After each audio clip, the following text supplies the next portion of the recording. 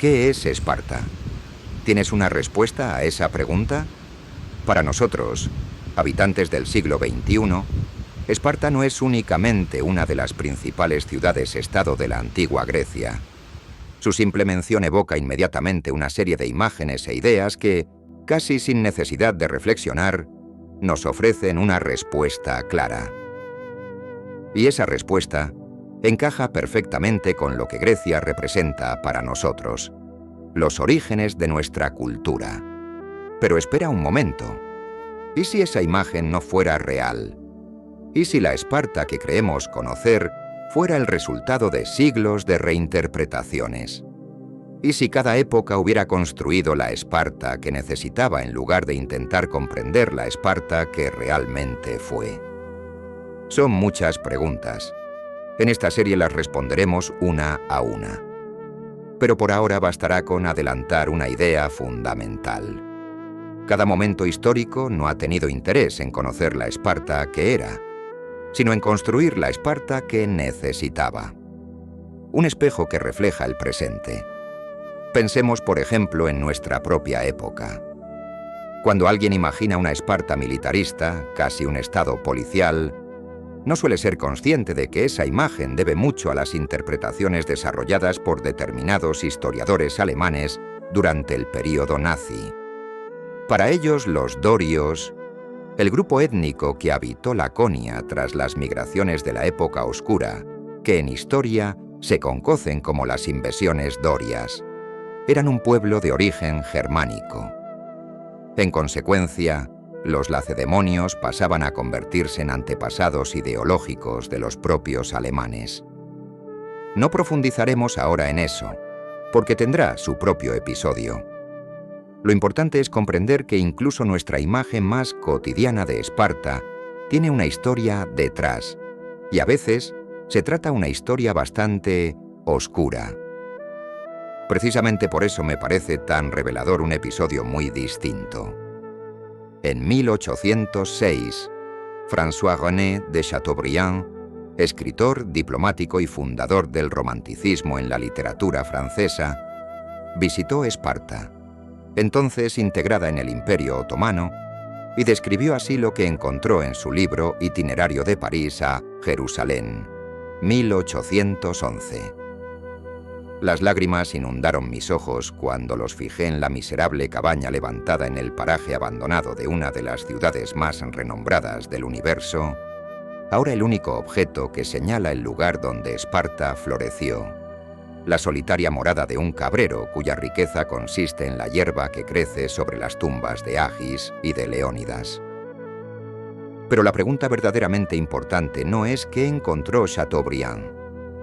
La pregunta es, ¿qué esperaba encontrar?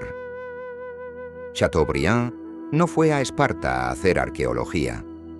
Fue a buscar una prueba de algo que su época ya creía, que la obra humana, por más ordenada y perfecta que sea, no puede resistir el paso del tiempo, que todo termina desapareciendo. Y que, sin embargo, y aquí está lo sublime para el romanticismo, lo grandioso del ser humano es que lo intente igualmente. Encontró exactamente lo que necesitaba encontrar. Las ruinas de Esparta no le hablaron de la Esparta histórica, le hablaron de la Esparta romántica. Y esa nueva imagen condicionaría profundamente la forma en que generaciones enteras volverían a leer a los autores clásicos. ¿Y los historiadores antiguos? Llegados a este punto, pensaréis, al menos los autores de la antigüedad sí nos ofrecieron una visión objetiva, ¿verdad? Pues tampoco. Ellos también escribieron desde una mentalidad concreta, con proyectos políticos propios, y también proyectaron sobre Esparta sus expectativas. Tomemos dos ejemplos. Tucídides escribió: si fuera asolada la ciudad de los lacedemonios y solo quedaran los templos y los cimientos de los edificios, pienso que los hombres del mañana tendrían muchas dudas respecto a que la fuerza de los lacedemonios correspondiera a su fama. Pues la ciudad no tiene templos ni edificios suntuosos y no está construida de forma conjunta, sino que está formada por aldeas dispersas, a la manera antigua de Grecia. Y pocas décadas después, Jenofonte iniciaba así su obra, Constitución de los Lacedemonios. En otro tiempo advertí que, siendo Esparta una de las ciudades-estado menos pobladas, era evidentemente la más poderosa y célebre de Grecia, y me pregunté cómo pudo ocurrir eso. Pero después de reparar en las costumbres de los espartiatas, ya no me sorprendí por más tiempo. En ambos casos, encontramos el mismo punto de partida: la admiración. Antes incluso de empezar a explicar Esparta, ya la consideran excepcional. Y esa admiración condiciona inevitablemente la historia que nos van a contar.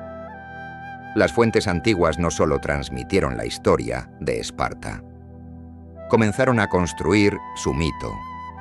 Y todo el criticismo que encontramos después en estos mismos autores aparece precisamente cuando la Esparta real se aparta de la Esparta ideal que ellos mismos habían imaginado. Y es que la primera grande formación de Esparta no nació en la Edad Moderna, nació en la propia antigüedad. Un pequeño inciso.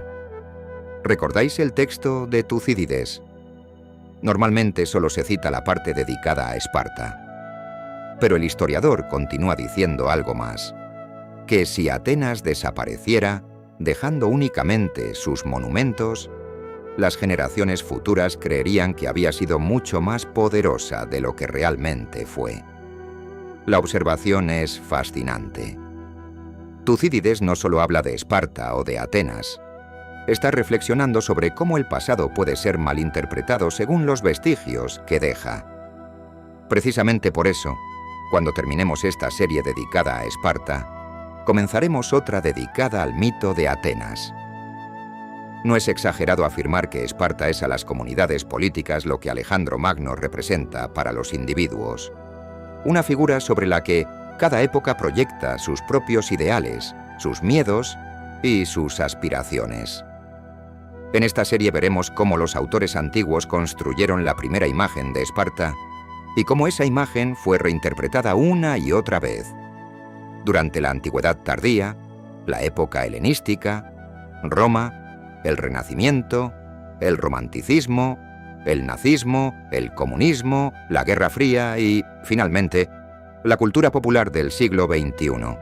Esa que ha llevado a decir a Benjamin Netanyahu que Israel debe ser una super Esparta. Porque esta no es solo la historia de Esparta. Es la historia de cómo cada época inventó la Esparta que necesitaba. Y antes de responder qué fue realmente Esparta, tendremos que responder una pregunta mucho más importante. ¿Quién decidió, en cada época, qué debía ser Esparta?